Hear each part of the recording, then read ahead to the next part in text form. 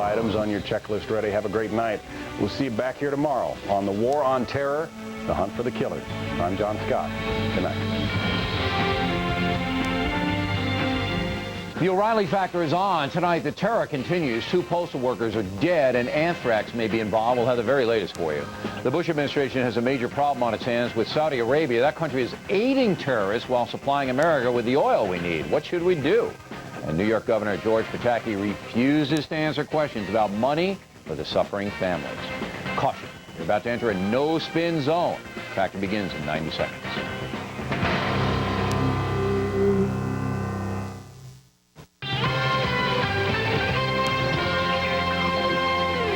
Everyone, I'm Carol Iavana. 2 postal workers from the main mail processing facility in Washington, D.C. are in the hospital being treated for inhalation anthrax. This as 2 of their colleagues died, most likely because of anthrax. At least 9 other postal employees have also shown symptoms of the disease. In the new phase of the war, the Pentagon says the U.S. military has targeted Taliban troops. U.S. jets have been attacking Taliban front-line positions tonight. Secretary of Defense Donald Rumsfeld insists the U.S. picked targets to destroy Taliban and al-Qaeda forces. The Taliban claims U.S. bombs hit a hospital, killing more than 100 people. The Pentagon is investigating reports about the damaged hospital. And former New Hampshire Senator Warren Rudman is proposing tough new measures to clamp down on terrorists. Rudman says eradicating terrorism begins at the U.S. border. Our recommendation, of course, would create a department to first seal off the borders and put all of the Border Patrol units, Customs, Coast Guard, Border Patrol, and FEMA in one cabinet-level agency. Rudman reviewed Homeland Security during the Clinton administration. And a love match for Andre Agassi and Steffi Graf. The tennis stars were married in Las Vegas today. They're expecting a baby in December. The O'Reilly Factor coming up next.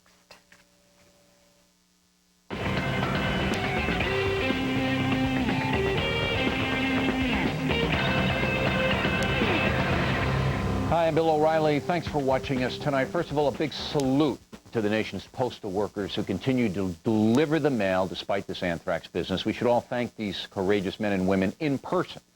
And we'll have the latest on the anthrax terror in a moment. Talking Points memo this evening considers 2 huge mistakes America is making.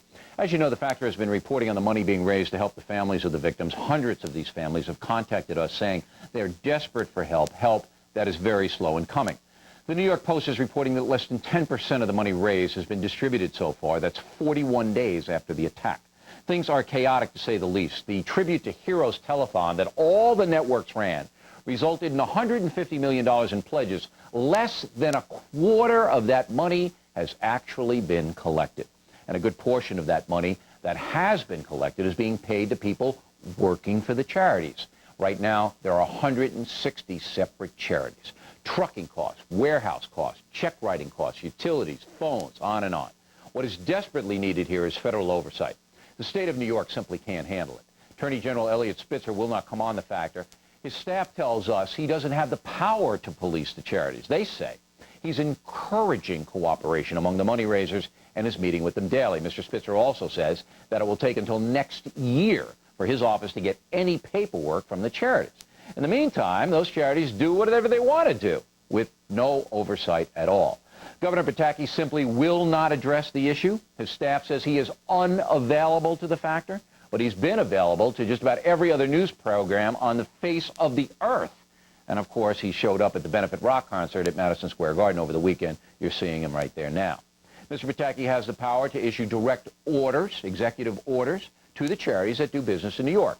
He has chosen not to do so. He can get an accounting. He can get what they're going to do. We want to know why he hasn't done that. And one side note, I have always respected Governor Pataki. Had a good relationship with him in the past, but this time I am deeply disappointed as a journalist, as an American, and as a New Yorker. I know some of these people. They need help. The governor needs to step up on this issue and fast. Because the state of New York is simply too timid, the Factor believes federal oversight is the only solution to this growing problem. Families are suffering, charities have cash, and politicians are hiding. I'm going to continue pounding the table until something gets done, and I hope you will too. We'll have more on this in a few moments. And that's a memo. Now for the top story tonight. 2 Washington area postal workers have been diagnosed with inhalation anthrax. They're being treated but 2 more employees at the same postal facilities have died of symptoms consistent with anthrax poisoning. Joining us now from Washington is Dr. Christopher Davis, a visiting professor at the Johns Hopkins Center for Civilian Biodefense Studies. This is just monstrous, Doctor. It's just monstrous that these guys are sending this stuff in the mail. But I want to walk through this latest case. I thought that you have to open the letter to contract anthrax if it was posted inside it. Am I wrong? Well, as you'll recall from lots of letters you get, they're not necessarily completely sealed.